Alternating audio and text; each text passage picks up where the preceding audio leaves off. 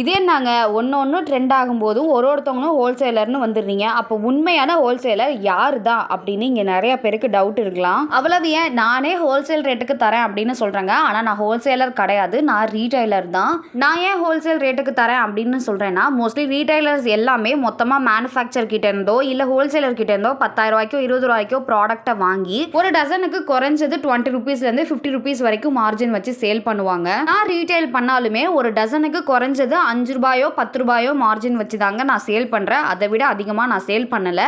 அதனால தான் நான் ரீட்டைல்லையே ஹோல்சேல் ரேட்டுக்கு கொடுத்துட்ருக்கேன் அப்படின்னு சொல்கிறேன். ஹோல்சேல் ரேட்டுக்கு கிடைக்குமா அப்படின்னு சொல்லி நிறைய பேர் என்கிட்ட கேட்குறவங்களுக்கும் நான் அதை தான் சொல்லியிருந்தேன். பர்ஃபெக்டாக பிஸ்னஸ் ஸ்டார்ட் பண்ணணும் அப்படின்னு நினச்சிங்கன்னா கண்டிப்பாக 300 ரூபாய் 500 ரூபாய்க்குலாம் ஹோல்சேலில் வாங்கி நீங்கள் இந்த பிஸ்னஸை ஸ்டார்ட் பண்ண முடியாது. ஹோல்சேல் ரேட்டுக்கு வாங்கணும் அப்படின்னா கண்டிப்பாக நீங்கள் ஒரு மினிமம் 2000 இல்லை 5000 இருந்தோ தாங்க வாங்க முடியும். அதுவும் அவங்க ஹோல்சேலரான்னு பார்த்துட்டு அதுக்கப்புறம் நீங்கள் வாங்குங்க.